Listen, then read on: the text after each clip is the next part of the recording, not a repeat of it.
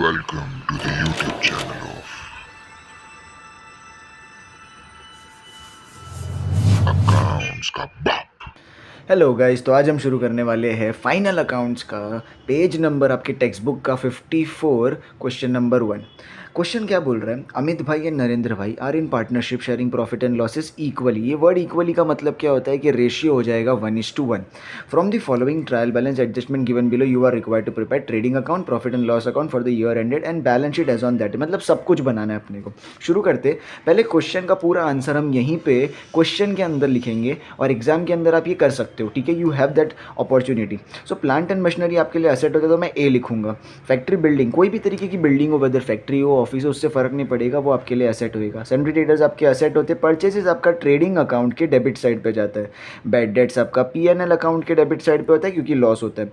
Sales return को आप क्या करते हो, लेस फ्रॉम सेल्स करोगे आप, और बाजू में जाके आप सेल्स को टिक कर दोगे क्योंकि उसको उसमें से आपको लेस करना है। गवर्नमेंट बॉन्ड्स आपके एसेट होते हैं और 10% गवर्नमेंट बॉन्ड्स है, मतलब इसके अंदर कुछ ना कुछ हिडन एडजस्टमेंट है। कोई भी हिडन एडजस्टमेंट होगा उसको हम ऐसे टिक करेंगे और उसको हम बोलेंगे हिडिम्बा। क्या बोलेंगे हम उसको, हिडिम्बा। हिडिम्बा का मतलब ही होता है हिडन एडजस्टमेंट। ओके।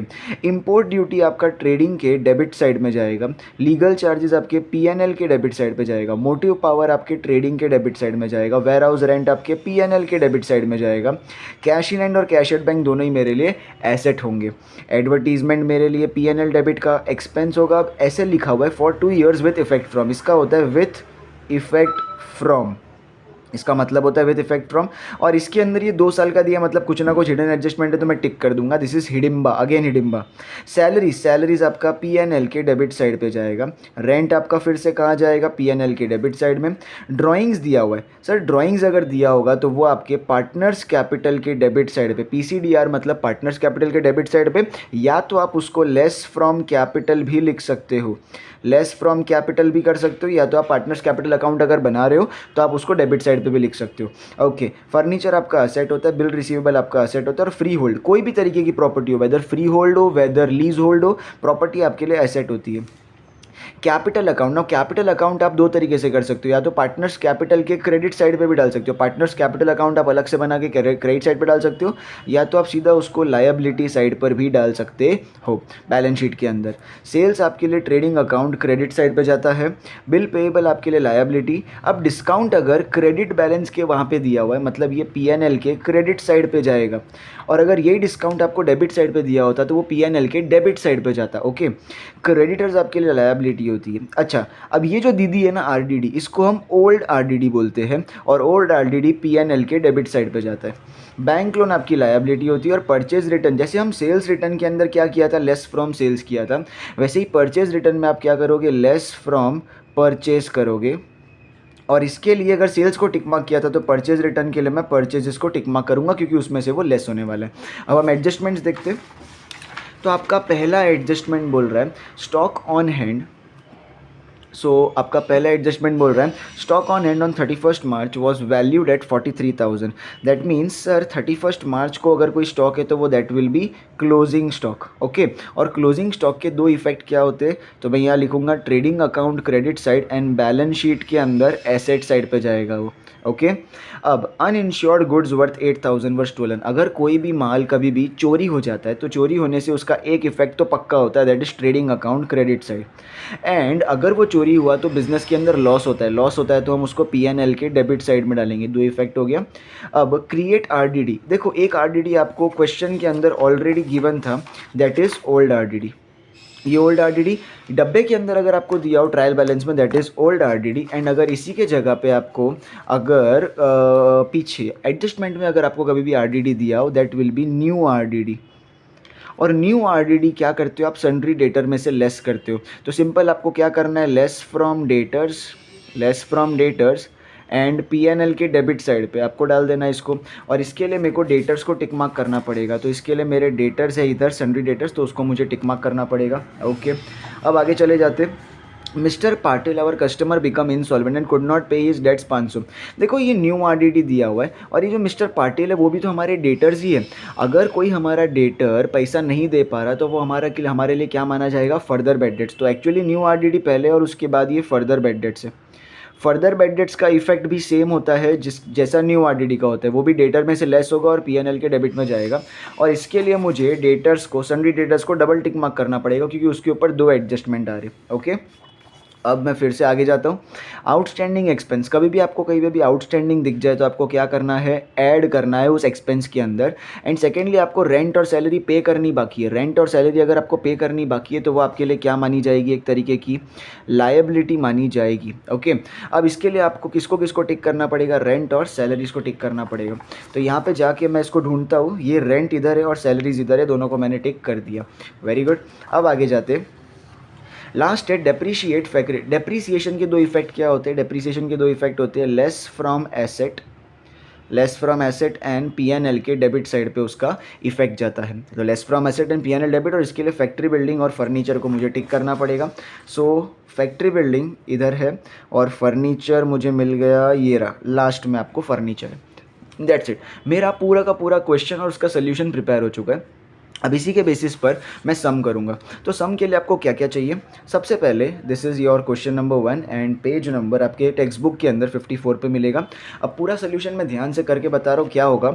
सबसे पहले आपको फर्स्ट लाइन में, आपको हमेशा जो आंसर शीट होगा उसके ऊपर 2 लाइन छोड़नी है और फर्स्ट लाइन में लिखना इन the books of messrs. Now M/S का मतलब होता है मेसर्स। मेसर्स का मतलब any firm which is doing trade, और ट्रेडिंग फर्म जिसके आगे हम नाम नहीं लगा रहे पार्टनर के, या तो फिर अगर कोई नाम नहीं दिया है और पार्टनर के नाम यूज़ कर रहे हो तो आप उसके आगे मेसर्स लगाओगे ताकि उससे ये स्पष्ट हो जाए, ये क्लियर हो जाए कि वो एक ट्रेडिंग फर्म है। ओके, सो यहाँ पर who are the partners, partners are Amit bhai and Narendra bhai. So यहाँ पर in the books of messrs लिखा जाएगा अमित भाई एंड नरेंद्र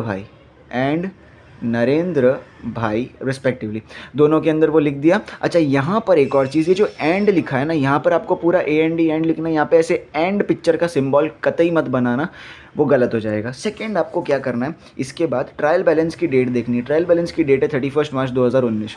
ये डेट आपको डालनी है ट्रेडिंग अकाउंट में 31 मार्च 2019, trading account for the year ended 31 मार्च 2019।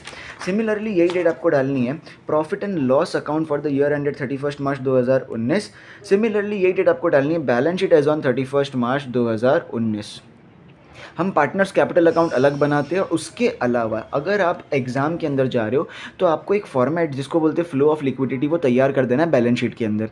ये बेसिक फॉर्मेट रहेगा और इसको प्रॉपर हाईलाइट करना है जैसे मैंने किया है। अभी तक तो इसके अंदर की जो चीज़ें हैं वो मैंने डाली भी नहीं है, वो चीज़ें डालेंगे हम बाद में सम शुरू होने के बाद, बट ये चीज़ बेसिक फॉर्मेट है वो आपको तैयार कर देना है एज इट इज़। ठीक है, partners capital account, reserves and surplus, loans and advances, current liability, ये हेड्स है और इसके अंदर चीज़ें जाएगी। फिक्स्ड एसेट्स के बाद इंटेंजिबल एसेट्स, टेंजिबल एसेट्स, फिर लाइन छोड़नी है, फिर इन्वेस्टमेंट, फिर लाइन छोड़नी है, फिर करंट एसेट, और लास्ट में आएगा क्लोजिंग स्टॉक जो कि हम एडजस्टमेंट के साथ डालेंगे। शुरू करते हैं हम सम को। तो हमारे सम के हिसाब से पहली चीज़ क्या बोल रही है हमको, plant and machinery. Plant and machinery हमारे लिए क्या होता है, टेंजिबल एसेट, और वो अमाउंट कितना है उसका 2,80,000। सो यहाँ पे हम जाएंगे प्लांट एंड मशीनरी लिख देंगे यहाँ पर 2,80,000। उस पर कोई टिक मार्क नहीं है तो उसका अमाउंट मैं बाहर लिख सकता हूँ। तो ऐसी कोई भी चीज़ जिसके ऊपर कोई टिक मार्क नहीं होता उसका अमाउंट सीधा मैं बाहर लिख सकता हूँ। अब उसके बाद है मेरे क्वेश्चन में फैक्ट्री बिल्डिंग, सन्ड्री डेटर्स, ये दोनों के दोनों मेरे क्या होते हैं, एसेट। तो मैं उसी के नीचे डायरेक्टली लिखूंगा फैक्ट्री बिल्डिंग मेरा 75,000 का है और उस पर टिक मार्क है, तो मैं उसको अंदर अमाउंट लिखूंगा और उस पर उसके नीचे एक लाइन छोड़ दूंगा। देन मेरे सन्ड्री एसेट्स, ना सन्ड्री एसेट्स जो होते हैं वो मेरे लिए करंट एसेट होते हैं। तो करंट एसेट में जाके मैं लिखूंगा सन्ड्री डेटर्स और उसका अमाउंट है 28,700, जो कि अंदर की तरफ लिखा जाएगा क्योंकि उस पर टिक मार्क, वो भी डबल टिक मार्क है। नेक्स्ट है मेरे परचेजेस 85,500 के। तो परचेज जाता है ट्रेडिंग के डेबिट साइड में, मैं लिखूंगा टू परचेजेस कितना है मेरा 85,500, और उसको मैं अमाउंट अंदर लिखूंगा, अंदर के कॉलम में। अमाउंट के 2 कॉलम होते हैं क्योंकि उस पर टिक मार्क है। नेक्स्ट है मेरे बैड डेट्स 500 रुपये के, जो कि पीएनएल के डेबिट साइड पे आएगा। तो मैं यहाँ लिखूंगा टू बैड डेट्स। अच्छा, बैड डेट्स का ना पूरा फॉर्मेट होता है, तो उसका अमाउंट अंदर लिखूंगा और पूरा फॉर्मेट में एक साथ ही लिख दूंगा। और फॉर्मेट क्या होता है, टू बैड डेट्स, उसके नीचे होता है add further bad debts, then होता है ऐड न्यू RDD, और देन होता है लेस ओल्ड RDD। ओके, तो इसके अंदर जो भी चीज़ें आएगी उसके अंदर लास्ट में फिर एक साथ डालते रहने का। अब आगे जाते हैं। उसके बाद है सेल्स रिटर्न। सेल्स रिटर्न 2200 का है। सेल्स रिटर्न क्या होता है? सेल्स में से लेस होता है। सेल्स जाता है ट्रेडिंग के क्रेडिट साइड पे, मैं ट्रेडिंग के क्रेडिट साइड में लिखूंगा बाय सेल्स। अच्छा, उसका अमाउंट जब आएगा तब हम डाल देंगे। उसके नीचे क्या करेंगे हम? सेल्स रिटर्न को लेस, तो लेस सेल्स रिटर्न, अमाउंट है 2200, उसको अंदर ही लिखेंगे। नेक्स्ट है अपना 10% गवर्नमेंट बॉन्ड। ना 10% गवर्नमेंट बॉन्ड आपके लिए असेट होता है, तो मैं क्या करूँगा ना, असेट साइड पे जाऊँगा।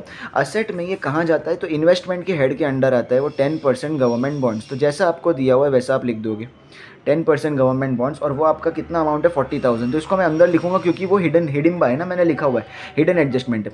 अभी इसमें हिडन क्या है? सो सर हिडन इसमें ये होता है, देखो 40,000 का अमाउंट है, आपने 10%, ये जो 10% है ना, ये आपको इंटरेस्ट मिलने वाला है। और अगर ये आपको इंटरेस्ट मिलने वाला है तो इसका कैलकुलेशन कैसे होगा, ज़रा ध्यान से देखिएगा।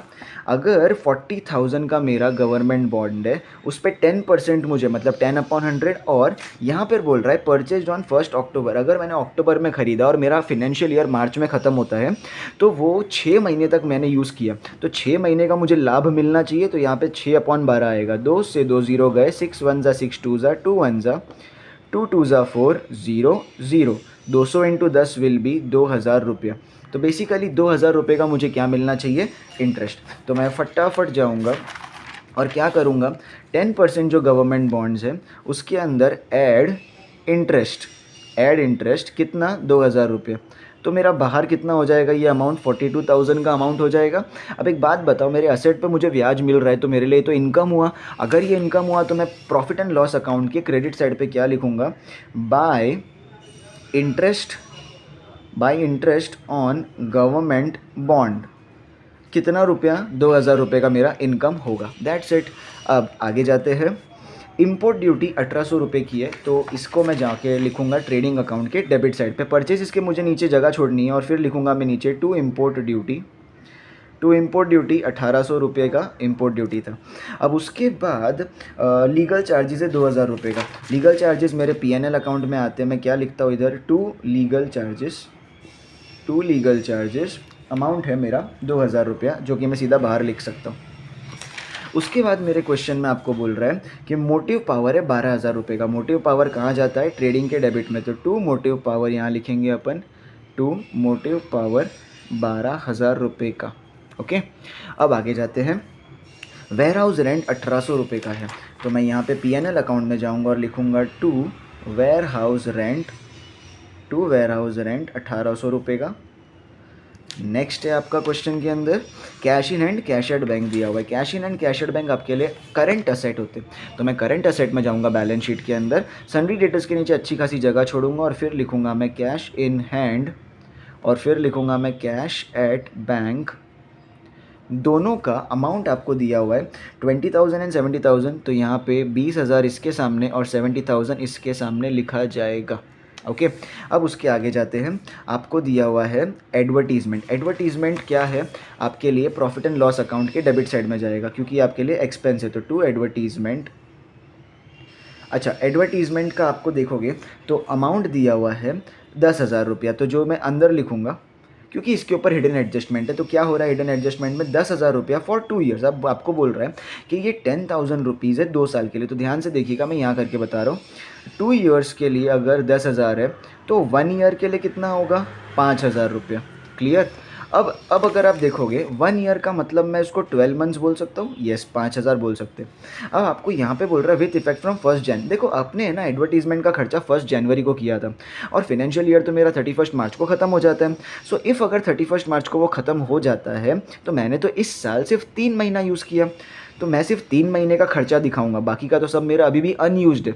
तो यहाँ पर 12 महीने का अगर 5,000 है तो 3 महीने का कितना अमाउंट होगा? Cross multiply. तो क्रॉस मल्टीप्लाई आपको कैसे करना है? ये जो 5,000 है वो मल्टीप्लाई होगा किसके साथ? ये 3 के साथ, डिवाइड बाय क्या होगा? ये 12। 3 1 ज़ा 3 4 ज़ा 4 1 ज़ा 4 1 ज़ा 4 1 कैरी 4 2 ज़ा 8 2 कैरी 4 5 ज़ा 20 एंड 0। मतलब मैंने पूरे एडवर्टीजमेंट का जो 10,000 रुपया खर्चा किया उसमें से सिर्फ 1,250 रुपया खर्च हो गया। बाकी का जो 8,750 रुपया है वो अभी भी खर्च नहीं हुआ है, वो अनयूज्ड है, तो उसको मैं क्या बोलूँगा, लेस प्रीपेड, क्योंकि वो पैसा मैंने पे कर दिया हुआ है पर यूज़ नहीं किया हुआ है, तो मैं उसको क्या बोलूँगा, प्रीपेड।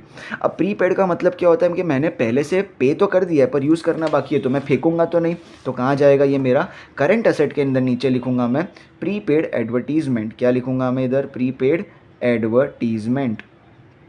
और कितना रुपए का प्रीपेड है, 8,750 रुपये का मेरा प्रीपेड हो जाएगा ये। आगे जाते हैं, ड्राइंग्स दिया, ड्राइंग्स नहीं सॉरी, सैलरीज और रेंट है, सैलरीज और रेंट दोनों ही मेरे लिए कहाँ जाएगा, प्रॉफिट एंड लॉस अकाउंट के अंदर।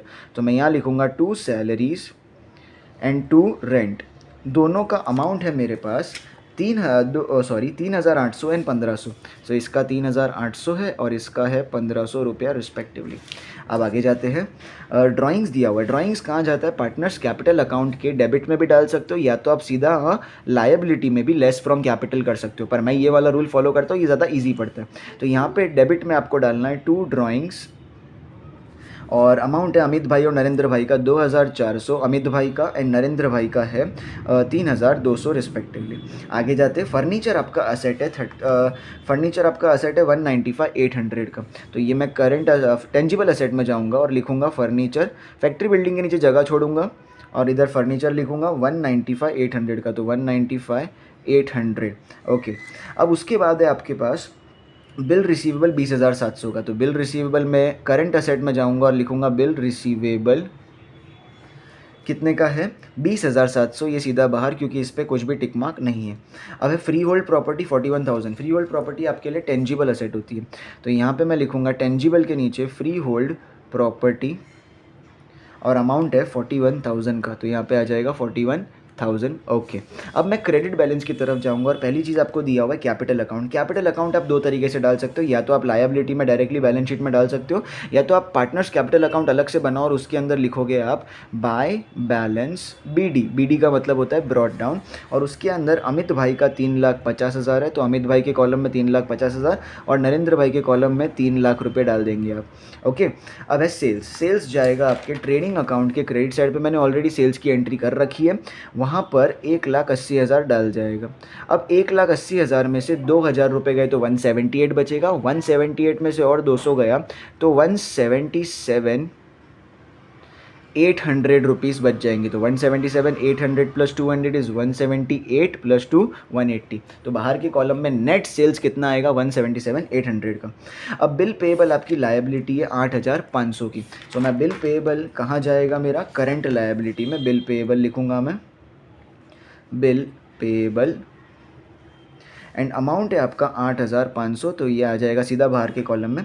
देन डिस्काउंट मेरे क्रेडिट साइड पे, तो प्रॉफिट एंड लॉस अकाउंट के मैं क्रेडिट साइड पे जाके क्या शो करूँगा, बाय डिस्काउंट, एंड डिस्काउंट का अमाउंट बन रहा था 1,200 रुपया, तो ये सीधा आ जाएगा बाहर के कॉलम में 1,200 रुपया ओके। देन मेरा आता है क्रेडिटर्स, तो ये मेरी लायबिलिटी है, तो लायबिलिटी साइड पर मैं करंट लायबिलिटी के नीचे ही लिखूँगा क्रेडिटर्स, और क्रेडिटर्स का अमाउंट है 38,500, तो वो मैं लिख दूंगा 38,500।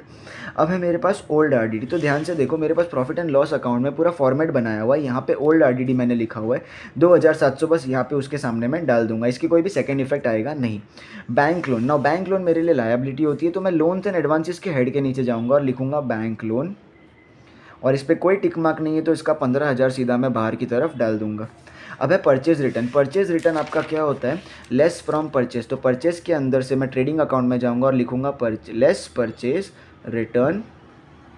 परचेज रिटर्न का अमाउंट बन रहा है 2,000, तो 85,500 में से अगर 2,000 गया तो 83,500 आ जाएगा। इसी के साथ मेरा डब्बा हो गया पूरा ख़त्म। अब मैं जाता हूँ एडजस्टमेंट पे, तो मेरा पहला एडजस्टमेंट बोल रहा है क्लोजिंग स्टॉक 43,000 का, तो 43,000 का क्लोजिंग स्टॉक के दो इफेक्ट क्या होते हैं, ट्रेडिंग अकाउंट क्रेडिट साइड आप पे क्या लिखते हो, by closing stock, by closing stock 43,000 का अमाउंट है, तो यहाँ पे आप 43,000 लिखोगे एंड आप एक इफेक्ट इसका डालोगे बैलेंस शीट में, तो बैलेंस शीट में आप क्या लिखोगे, यहाँ पे मेरी थोड़ी जगह स्पेस कम पड़ रही है तो फिलहाल मैं यहाँ पर लिख रहा हूँ क्लोजिंग स्टॉक 43,000 का अमाउंट यहाँ पे आपका आ जाएगा। दो इफेक्ट हो गए इसके। अब सीधा जाते हैं अनइंश्योर्ड गुड्स वर्थ 8,000 वर स्टोलन, अगर माल चोरी हो गया तो बिजनेस में से तो माल गया, तो ट्रेडिंग अकाउंट के क्रेडिट साइड पे आप लिखोगे by goods lost by theft, तो स्टोलन की जगह आप थेफ्ट लिखो तो भी चलेगा या स्टोलन लिखो तो भी चलेगा। अगर उसका अमाउंट कितना है 8,000, तो यहाँ पे मैं लिखूँगा 8,000 रुपया। इसकी वजह से मेरे को नुकसान हो रहा है, तो मैं प्रॉफिट एंड लॉस अकाउंट के डेबिट साइड पे शो करूँगा टू गुड्स या फिर टू लॉस बाय थेफ्ट। तो यहाँ पे लॉस शो करना होता है, तो यहाँ पे मैं 8,000 का लॉस शो करूँगा। अब उसके बाद मैं जाऊँगा, अब मेरे पास न्यू आरडीडी है और उसके बाद फर्दर बैड डेट्स है, पर मेरा हमेशा फॉर्मेट होता है कि पहले फर्दर बैड डेट्स होता है और फिर न्यू आरडीडी होती है। तो मैं पहले फोर्थ एडजस्टमेंट करूँगा और फिर मैं थर्ड एडजस्टमेंट करूँगा। आई बात समझ में? तो मैं पहले फर्दर बैड डेट्स को डेटर में से लेस करूँगा, तो लेस डेटर्स में से फर्दर बैड डेट्स, कितना अमाउंट है 500 रुपया, ठीक है। सो 28,700 में से अगर 500 गया तो 28,200 बचेगा। क्लियर है बात? अब है ना इसका second effect, further bad dates का सेकंड इफेक्ट जाएगा प्रॉफिट एंड लॉस अकाउंट में। यहाँ पे आप फॉर्मेट ऑलरेडी बना चुके हो, तो यहाँ पे आपको क्या डालना है, फर्दर बैड डेट्स के सामने सिर्फ 500 रुपया डालना है। अब है न्यू आरडीडी 2% ऑन सन्डी डेटर्स। तब देखो, अब न्यू आरडीडी सन्डी डेटर्स पे लगेगा, तो आप क्या लिखोगे, less new RDD at the rate आपको 2% बोला है, तो 2% पर एनम आपको लिखना है। पीए मतलब पर एनम। पर आप कैसे करोगे, जितने डेटर्स आपके एक्चुअली बचे ना उस पर 2% लगाओगे, तो 28,200 के 2%। अब है ना 2% कैसे कैलकुलेट करते हैं, देखो 28,200 का अमाउंट है मेरा, 28,200 का अमाउंट है। इस पर अगर मेरे को 10% निकालना होता है, तो मैं क्या करता हूँ, लास्ट में से एक अंडा फोड़ देता हूँ, तो ये 2820 मेरा क्या हो जाएगा 10%। और अगर मुझे इसका ही 1% निकालना हो तो मैं क्या करूँगा, इसके 2 अंडे फोड़ दूंगा, तो मेरा अमाउंट क्या बचा 282। तो मेरा 1% अगर 282 है तो 2% कितना होगा, इसका डबल 200 का डबल होता है 480 का डबल होता है 160 और 2 का डबल होता है 4, तो 564 होगा इसका अमाउंट। तो इसका अमाउंट आ जाएगा 564। तो यहाँ से मैं कितना माइनस कर लूँगा, 564। अब 28,200 के अंदर से 28,200 के अंदर से 564 मुझे माइनस भी करना है, तो ये 2 9 10 10 में से 4 गया तो 6 बचेगा, 9 में से 6 गया तो 3 बचेगा, 11 में से 5 गया तो 6 बचेगा, और ये 27636। तो इसका अमाउंट आ जाएगा मेरा 27636। अब है ना न्यू आरडीडी का सेकंड इफेक्ट करना है मुझे, तो ये कहाँ जाएगा मेरा, ये देखो पीएनएल अकाउंट में फॉर्मेट है, तो न्यू आरडीडी के अंदर मैं सिर्फ क्या लिखूंगा यहाँ पे 564। अब ये चारों में से सबके अंदर प्लस माइनस करना है, तो देखो अब स्टार्टिंग के 3 प्लस हो रहे हैं और लास्ट का ये माइनस हो रहा है। तो इफ़ यू सी 500 500 500 1564, तो यहाँ पे 1564 आ रहा है, और ये माइनस में ओल्ड आरडीडी 2700 है, तो ऑफकोर्स आंसर तो माइनस में ही आएगा ना। आप ऐसे करोगे तो तुम पहले माइनस करते कितना आता है, तो 9 10 10 में से 4 गया 6, 9 में से 6 गया 3, 6 में से 5 गया 1 और ये 1, 1136। पर इसका आंसर क्या आएगा, माइनस में। तो आप यहाँ पे कभी भी आंसर माइनस में नहीं लिख सकते। जब भी आपका आरडीडी का आंसर माइनस में आ रहा है तो आप उसको बाजू में शिफ्ट कर दोगे लिख के बाय आरडीडी, और जो भी आंसर है वो अमाउंट यहाँ पे आ जाएगा। तो बेसिकली अगर डेबिट में कोई चीज़ माइनस में है तो आप उसको क्रेडिट में ट्रांसफ़र कर दोगे, और क्रेडिट में कोई चीज़ माइनस में आती है तो उसको डेबिट में ट्रांसफ़र कर दोगे, और यहाँ पे आप ऐसा सिंपल डैश कर दोगे या तो नील कर दोगे, याद रखना, ठीक है। तो ये अमाउंट यहाँ पर जाएगा 1136 रुपया। ओके, सो ये डन है। इसके आगे जाते हैं अपन fifth, outstanding expenses. Outstanding expenses में रेंट 800 रुपये है, तो मैंने गलती से यहाँ पर जगह ही नहीं छोड़ी थी रेंट और सैलरी के ऊपर, तो मुझे यहाँ पर वो मेरी गलती सुधारनी पड़ेगी। यहाँ पे मुझे लिखना पड़ेगा अलग से, आप ये गलती मत करना, टू सैलरीज 3,800 और उसके नीचे मुझे जगह छोड़नी पड़ेगी, एंड देन मुझे लिखना होगा टू रेंट 1,500 रुपये, ठीक है। बस ये गलती सुधर गई है। अब मेरा क्या बोल रहा है, रेंट 800 रुपये का आउटस्टैंडिंग है, मतलब मैं रेंट में जाके क्या करूँगा, यहाँ पे ऐड आउटस्टैंडिंग। आउटस्टैंडिंग हमेशा क्या होता है, ऐड, और इसमें मैं 800 ऐड कर दूंगा तो ये बाहर कितना आ जाएगा 2,300 रुपये। और सिमिलरली मेरी जो सैलरीज है वो कितनी आउटस्टैंडिंग है 300 रुपये, तो मैं सैलरी में जाके कितना करूँगा, ऐड आउटस्टैंडिंग। सैलरी में भी मुझे जाके क्या करना है, आउटस्टैंडिंग कितना रुपया 300 रुपये, तो 3,800 प्लस 300 करूँगा तो मेरा 4,100 रुपये आएगा। अब देखो दोनों ही आउटस्टैंडिंग है, पे करना बाकी, तो दोनों का ही सेकेंड इफेक्ट करंट लायबिलिटी में जाएगा। आप लिखोगे आउटस्टैंडिंग पहले लिखोगे सैलरीज और फिर लिखोगे रेंट, तो सैलरी का 300 रुपया है और रेंट का 800 रुपया है, दोनों का सेकेंड इफेक्ट हो गया। अब लास्ट आपको बोल रहा है डेप्रीसिएट फैक्ट्री बिल्डिंग 2,500 से, तो फैक्ट्री बिल्डिंग के अंदर जाऊंगा मैं और नीचे लिखूंगा मैं लेस डेप्रीसिएशन। अच्छा, कोई परसेंटेज करने की ज़रूरत नहीं क्योंकि डायरेक्टली आपको अमाउंट दे के रखा हुआ है 2,500। 75,000 में से 2,500 गया तो आपका बचेगा 72,500।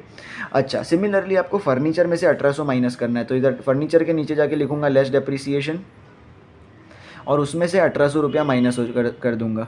तो 195,800 में से 1,800 गया तो बचेगा 1,94,000।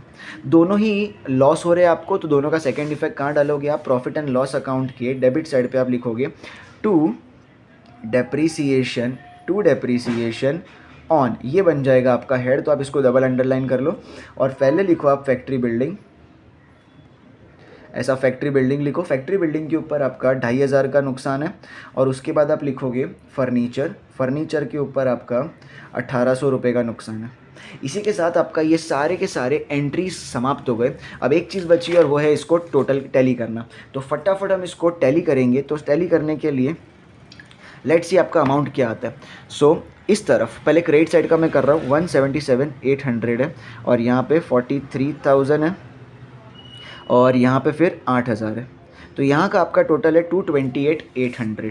तो यहाँ पर मैं इसको साइड में रख रहा हूँ 228,800 अमाउंट को। ओके, अब इसमें से 228,800 माइनस अगर मैं करूँ डायरेक्टली 83,500 माइनस 1,800 और माइनस 12,000, तो आपका 131,500 का अमाउंट आता है। तो देखो यहाँ पे आपको आंसर में गिवन है ग्रॉस प्रॉफिट आपका 131,500 आना चाहिए, तो कि अपना आ रहा है। सो आप क्या लिखोगे? आपका जो हैवी अमाउंट था, हैवी अमाउंट क्या है आपका? 2,28,800। तो यहाँ पे आपको कैसे लिखना है? थोड़ी स्पेस छोड़ के 2,28,800 आपको बोथ साइड्स लिखना है। 2,28,800 बोथ साइड्स। अब उसके पास क्रेडिट साइड अगर हैवी है तो वो आपका प्रॉफिट होगा, एंड अगर इसी की जगह आपका डेबिट साइड हैवी होगा तो वो आपका लॉस होगा। तो यहाँ पर ये मेरा क्या आ रहा है? 131,500 का 1,31,500 का मेरा आ रहा है ग्रॉस प्रॉफिट। इसको मैं बोलूँगा टू ग्रॉस प्रॉफिट C/D का मतलब होता है कैरिड डाउन। और यहाँ पे क्या लिखोगे? Transferred to profit and loss account, ऐसा प्रॉपर आपको लिखना है, transfer to profit and loss account. अब ये जो प्रॉफिट है वो आप ट्रांसफ़र कर दोगे कहाँ पर? प्रॉफिट हुआ तो आप प्रॉफिट एंड लॉस अकाउंट के क्रेडिट साइड पे करोगे। आप लिखोगे by gross profit brought down 1,31,500 rupees का।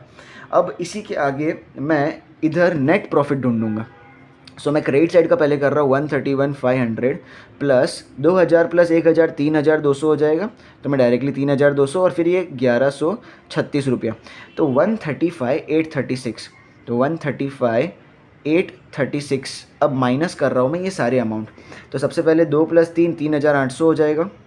फिर माइनस होगा मेरा ये 1,250, फिर माइनस होगा मेरा ये 8,000 और फिर माइनस होगा मेरा ये 4,100, फिर माइनस होगा मेरा ये 2,300 और फिर माइनस होगा मेरा ये 2,500 और फिर माइनस होगा ये लास्ट मेरा 1,800। तो मेरा अमाउंट आ रहा है 112,086। देखो यहाँ पर मेरा नेट प्रॉफिट आपको आंसर दिया हुआ है 112,086 और अपना भी अमाउंट वही आ रहा है 112,086। तो ये सब आपने किस में से माइनस किया? जो आपका टोटल अमाउंट था 135,836। तो यहाँ पर जो हैवी अमाउंट है 135,836 वो आप लिखोगे बोथ साइड्स। तो यहाँ पर सम के एंड में आपको लिखना है 135,836 on both sides, 135,836 on both sides. और उसमें से क्रेडिट साइड आपका हैवी है, तो 112,086 का आपका क्या हो रहा है? प्रॉफिट। अब इसको हम बोलते हैं टू नेट प्रॉफिट, इसको हम क्या बोलेंगे? To net profit carried down. Okay, अब ये क्या होगा? ये सारे पार्टनर में बटेगा। पार्टनर का नाम है मेरे अमित भाई एंड नरेंद्र भाई, करेक्ट? अमित भाई एंड नरेंद्र भाई। अब इन दोनों का रेशियो, अब रेशियो है ना, आपको स्टार्टिंग में क्वेश्चन में लिखवाया था मैंने कि 1:1 का रेशियो इक्वल पार्टनर। तो यहाँ पे इसको भी 1 मिलेगा, इसको भी 1 मिलेगा, और टोटल कितना होता है? 1 + 1 2। तो यहाँ पे 1/2 और यहाँ पर भी 1/2 का रेशियो मिलेगा। मतलब 1,12,086 आपको 2 पार्ट में डिवाइड करना है। तो दोनों को मिलेगा 56,043 एंड 56,043 का प्रॉफिट। इसको मैं एरो मार के बाहर ले लूँगा। प्रॉफिट हुआ है तो कहाँ जाएगा? पार्टनर्स कैपिटल अकाउंट में। पार्टनर्स कैपिटल अकाउंट के क्रेडिट साइड पे आप लिखोगे by net profit brought down. इसके अंदर 56,043 दोनों अमाउंट दोनों को मिलेगा 56,043। अब यहाँ पे मैं इंडिविजुअल टोटल करूँगा तो 50 + 50 तो 4,06,043, तो 4,06,043 इसका हैवी अमाउंट होगा जो कि बोथ साइड्स होगा 4,06,043।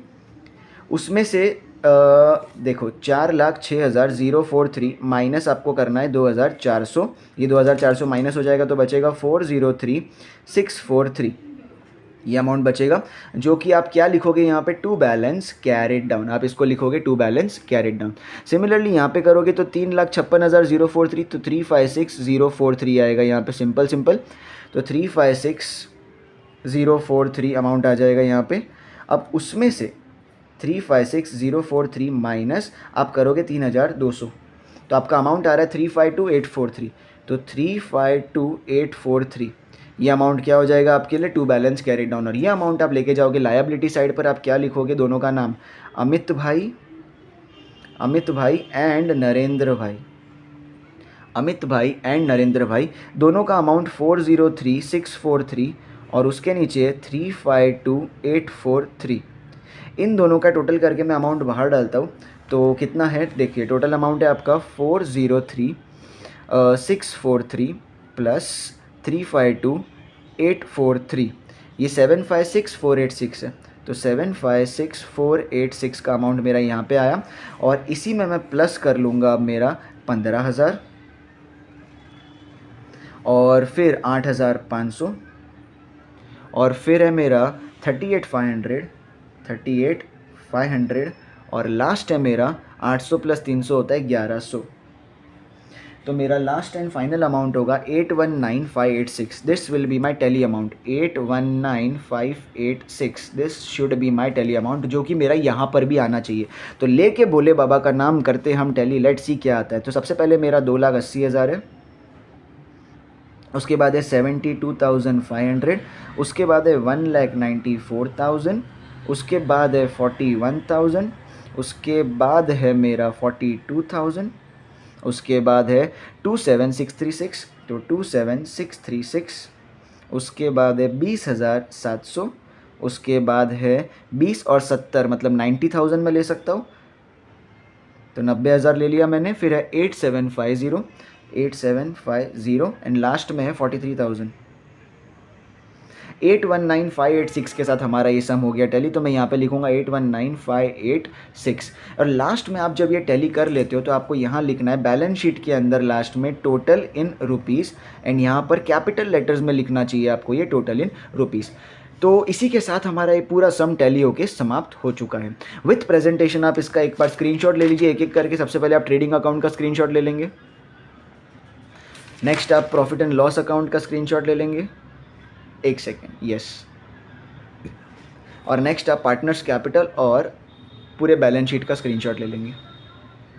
तो इसी के साथ हमारा सम हुआ समाप्त। आई होप आपको ये पूरा अच्छा लगा हो, समझ में आया हो। अगर लाइक शेयर और सब्सक्राइब नहीं किया तो क्या किया मेरे दोस्त। मिलते हैं अगले वीडियो में, तब तक के लिए बाय बाय।